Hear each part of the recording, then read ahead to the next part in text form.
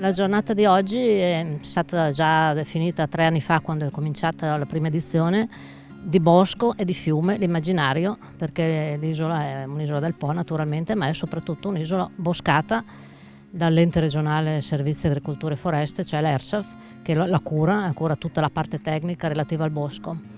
E l'immaginario, perché così tutti gli scultori che vengono a lavorare, ma anche eventualmente pittori, ma anche poeti, possono tranquillamente agire secondo quello che è la loro ispirazione più felice, che viene dal fiume o che viene dal bosco o che viene dal loro stesso immaginario in relazione al fiume e al bosco.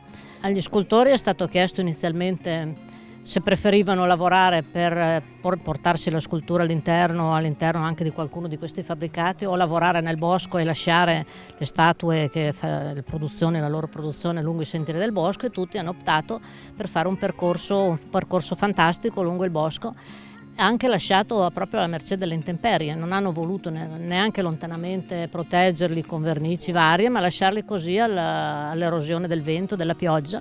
E qualora nel tempo poi queste varie sculture venissero cancellate o rovinate, sono disposti a rifarle, a sostituirle, a cambiarle, insomma, perché è parte integrante della natura il fatto che le cose hanno un inizio, durano, hanno una fine, si rinasce in qualche modo.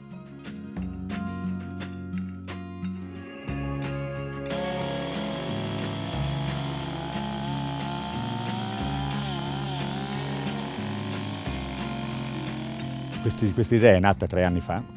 È nata 3 anni fa sull'idea di altri luoghi, quella di fare dei simposi, quindi raduno di scultori, che realizzano in tempi stretti delle opere. In questo caso opere che vanno ad arricchire, quindi danno un valore aggiunto a questa bellissima isola, e quindi utilizzando addirittura il legno prodotto dall'isola stessa, quindi tronchi non portati dall'esterno ma utilizzati lì. Come si realizza un'opera? Niente, si parte dal tronco, naturalmente dall'idea, un progettino ci deve essere, e poi abilità nel fare i tagli e soprattutto una lotta contro il tempo, perché in poco tempo si deve realizzare l'opera. Quindi ci vuole abilità nei tagli, abilità nel vedere la forma la figura o l'immagine che prende forma, e quindi arrivare a compimento in breve tempo.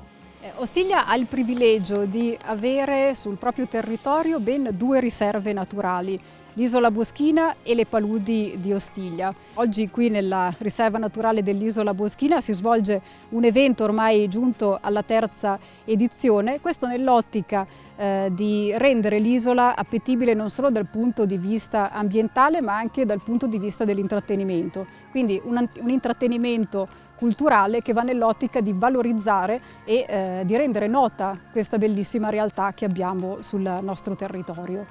L'amministrazione comunale si sta impegnando nell'ambito appunto anche dell'educazione ambientale, lo fa da anni anche all'interno delle scuole grazie alla collaborazione con associazioni importanti locali quali il WWF e quali la LIPU.